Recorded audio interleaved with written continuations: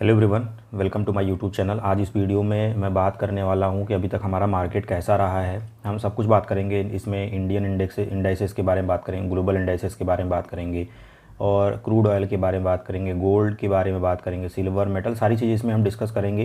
कि अभी हम ये भी बात करेंगे कि अभी हमारा जो सिनेरियो चल रहा है इंडियन मार्केट में या ग्लोबल मार्केट में, हमें क्या करना चाहिए और कैसे हम अपने चीज़ों को जो है इसमें पॉजिटिव होकर इन्वेस्टमेंट कर सकते हैं। तो पहले स्टार्ट करते हैं हम इंडियन इंडाइसेस की। अगर हम बात करेंगे तो हमारा जो फ्राइडे को हमारा इंडाइसेस निफ्टी 50 का क्लोज़ हुआ था 22,828 पे, जैसा कि आप चार्ट पे देख सकते हैं। और 1310 मतलब 1310 पॉइंट से जो है हमारा BSE सेंसेक्स भी उठा था, निफ्टी बैंक भी हमारा 762 पॉइंट से ऊपर उठा था। ठीक है, तो ये हमारा जो इंडियन इंडाइसेस थे जो कि लास्ट कुछ दिनों से अच्छा परफॉर्म नहीं कर रहे थे, क्योंकि हमें पता है ट्रम्प के टैरिफ की वजह से प्रॉब्लम्स सारा जो है चल रही हैं। ठीक है, उसके बाद अगर हम बात करते हैं यूरोप इंडाइसेस की, तो जिसमें कि हमारा FTSE 100 जो कि आप देख सकते हैं 7964 पे ट्रेड कर रहा है, एंड हमारा CAC 40। तो इस तरह ही हमारा जो यूरोप का इंडाइसेस आप स्क्रीन पे देख सकते हैं कि हमारा ये जिसमें कि CAC 40 एंड DAX जो कि हमारा डाउन रहा है। ठीक है, अब हम आगे चलते हैं तो एशिया पैसिफिक की बात करते हैं। जो ऑस्ट्रेलिया का इंडाइसेस आप देख सकते हैं, निक्की मतलब जापान का इंडाइसेस देख सकते हैं। जापान तो बुरी तरह से गिरा है, मतलब 1000 पॉइंट। और हैंगसेंग जो है चाइना का, ये भी आप देख सकते हैं कि 20,914 पे ट्रेड कर रहा है। और निफ्टी 50 जैसे कि मैंने बताया 22,828 पे। ठीक है, अगर हम नेक्स्ट बात करते हैं WTI क्रूड की और ब्रेंट क्रूड की, तो आप देख सकते हैं कि 61.50 WTI क्रूड है और ब्रेंट क्रूड जो है 64.676 है। जो कि ये ब्रेंट क्रूड जो कि हमारे इंडिया के लिए काफ़ी अच्छा है, क्योंकि हमें पता है कि जो क्रूड ऑयल है उससे हमारे बहुत सारे पेट्रोल डीजल ही नहीं, बहुत सारी और भी इंडस्ट्रीज़ में इनके मतलब जो मतलब एज ए रॉ मटेरियल ये यूज़ होते हैं। ठीक है, वो एक अलग मुद्दा है, मैं उसको कभी वीडियो बना के समझाऊंगा कि जो हमारा क्रूड ऑयल है कहाँ कहाँ पे इस्तेमाल होते हैं। ठीक है, जैसे कि पेंट इंडस्ट्री, एविएशन, बहुत सारी चीज़ों में, जो मतलब रबर्स में और टायर्स फैक्ट्रीज़ में, मतलब यहाँ पे भी लगते हैं। तो अगर ये जितना डाउन जा रहा है, नीचे है, तो ये हमारे इन फैक्ट्रीज़ के लिए, हमारे इन सेक्टर के लिए काफ़ी अच्छा रहेगा। ठीक है, अगर हम बात करते हैं करेंसी की, तो डॉलर इंडेक्स जो है 99.76 मतलब 99.76 पे ट्रेड कर रहा है, जो कि ये भी हमारे लिए पॉजिटिव ही है। USD INR की बात करें तो 86.05 पे ये ट्रेड कर रहे हैं। अब हम बात कर लेते हैं जो हमारा US का 10 ईयर का है, 4.49 पे ये ट्रेड कर रहे हैं, स्क्रीन पे आप देख सकते हैं। उसके बाद हमारा जो नेक्स्ट है FII और DII, मतलब इंडिया से ये लोग जो है 8 अप्रैल, 9 अप्रैल और 11 अप्रैल को आप देख सकते हैं कि इन्होंने FII ने अपने पैसे, मतलब अपने फ़ंड को निकाले हैं, है ना। यहाँ हालांकि DII ने भी जो है परचेज़ किया है और FII ने भी परचेज़ किया है, but FII in compare to DII इन्होंने सेल ज़्यादा किया है। तो यहाँ पे आप देख सकते हैं कि FII नेगेटिव में है और DII हमारा पॉजिटिव में है। ठीक है, अब हम कुछ बात कर लेते हैं। देखिए, अभी हमारा जो सिनारियो चल रहा है, ट्रम्प का टैरिफ जो है, मतलब पहले लगाया, सभी देशों पे लगाया उन्होंने। अभी वो 90 डेज़ का जो है उन्होंने पॉज कर दिया है, और चाइना पे उन्होंने 145% का टैरिफ लगाया है। और चाइना ने क्या किया कि 125, मतलब उनके उन्होंने भी 125 का ये चाइना जो मतलब क्या कहते हैं कि टैरिफ जो उन्होंने लगाया है। ठीक है, अब बात ये होती है कि देखिए, बहुत सारे फंड मैनेजर का कहना है कि इंडियन कंपनी को जो फंडामेंटल काफ़ी स्ट्रांग है, लेकिन जो ये टैरिफ का, जो ग्लोबल टैरिफ का जो चल रहा है, जो ट्रेड वॉर का चल रहा है, इसकी वजह से लोगों में प्रेशर है और वो लोग बेच के नहीं, मतलब बेच रहे हैं अपना जो, मतलब फियर भी है, प्रेशर भी है, इसकी वजह से वो बेच रहे हैं। बट इंडियन फंडामेंटल काफ़ी यहाँ पे स्ट्रांग है। ठीक है, उसके बाद मैं बात करूँ तो मतलब ऐसा एज ए फंड मैनेजर का कहना है कि मतलब 23,100 पे हमारा रेजिस्टेंस है, और यहाँ को अगर मतलब ये हमारा ब्रेकआउट होता है तो वहाँ पे हमारा बुल ट्रेंड देखने को मिल सकता है। एंड दूसरा क्या है कि हम अभी 90 डेज़ पे हमारा तो ये जो रेसिप्रोकल टैरिफ था इन्होंने पॉज कर दिया है, बट अब यहाँ पे 1-on-1 जो है चाइना और अमेरिका में, मतलब US में हो रहा है, जो कि ट्रेड वॉर ये धीरे धीरे एस्केलेट कर रहा है। अभी देखते हैं कि और भी आगे क्या क्या चीज़ें हो सकती हैं। उसके बाद एक गुड न्यूज़ ये भी है कि जो हमारा रेसिप्रोकल टैरिफ है वो कुछ चीज़ों में ट्रम्प उन्होंने एग्जेम्प्ट कर दिया, जैसे कि हमारा स्मार्टफोन है, लैपटॉप्स है, एंड हमारा ये क्या कहते हैं कि हार्ड ड्राइव्स हैं एंड कंप्यूटर एसेसरीज़ है। तो ये सब सारी चीज़ें आपके इस मेमोरी चिप्स वगैरह है, तो ये अभी रेसिप्रोकल टैरिफ से ये अभी एग्जेम्प्ट है।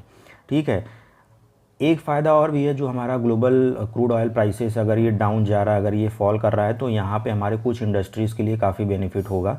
जैसे कि हमारा, क्योंकि हमें हमारा जो इनपुट कॉस्ट होगा वो रिड्यूस होगा।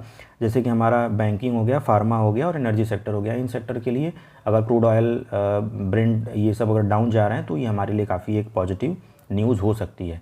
बात आती है कि देखिए, म्यूचुअल फंड में जनवरी में 109% जो है लोगों ने एसआईपी बंद किया। फिर क्या हुआ, फरवरी में 125%, हाँ 125% का जो एसआईपी बंद हुआ। मार्च में भी ये बंद हुए हैं, 145% जो है एसआईपी बंद हुए हैं।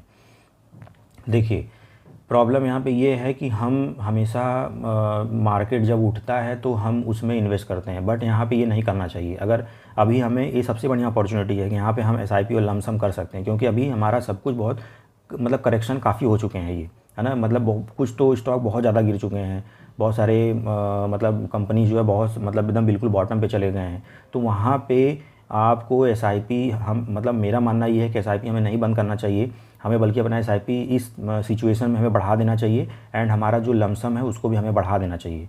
ठीक है, तो यहाँ पे लोग डर के मारे, और प्रेशर है, मतलब जो हमारा टैरिफ का प्रेशर है और हमारा रिसेशन का प्रेशर है, तो सारी चीज़ें, ये जहाँ तक लोगों में, इन्वेस्टर्स में ये एक पैनिक क्रिएट हो रहा है, और जिसकी वजह से ये सारी चीज़ें जो है एसआईपी स्टॉप हो रहे हैं। बट अगर आप जब भी किसी इन्वेस्टर से, जो बड़े बड़े इन्वेस्टर्स हैं, या उनके आर्टिकल्स आप पढ़ेंगे, तो वो हमेशा अपना जो उनका मतलब फ़ंड ग्रो हुआ है वो इसी सब सिचुएशन में हुए हैं। जब भी मार्केट क्रैश हुआ है तब वो इसी सिचुएशन में एसआईपी लमसम जो भी स्टॉक में उन्होंने इन्वेस्ट किया है उसी समय जो है ग्रो हुए हैं।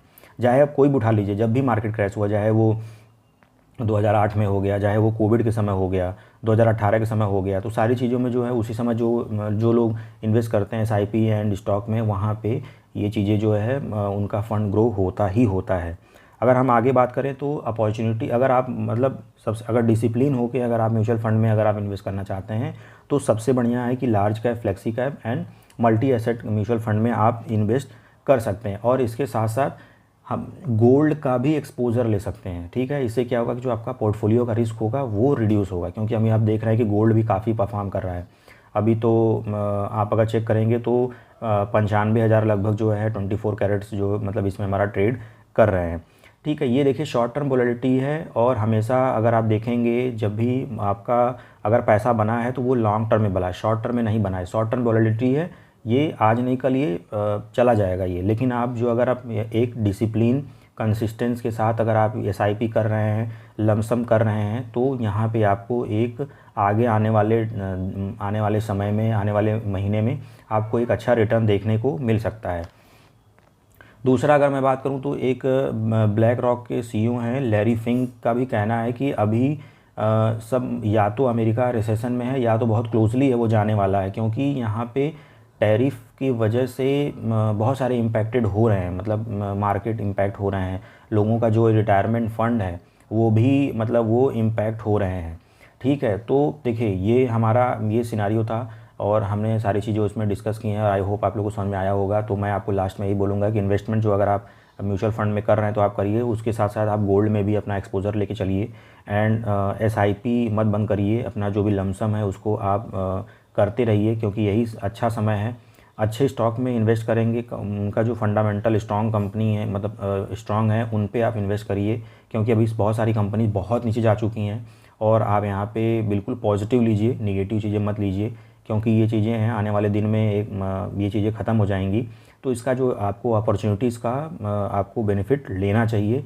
एंड देखिए निफ्टी 50 का रेजिस्टेंस देखिएगा, 23,100 पे रेजिस्टेंस बनेगा, अगर उसके ऊपर ब्रेक करता है तो वहाँ पे हमें एक अच्छा बेनिफिट जो है, मतलब प्रॉफिट वहाँ पे आपको रिटर्न देखने को मिलेगा।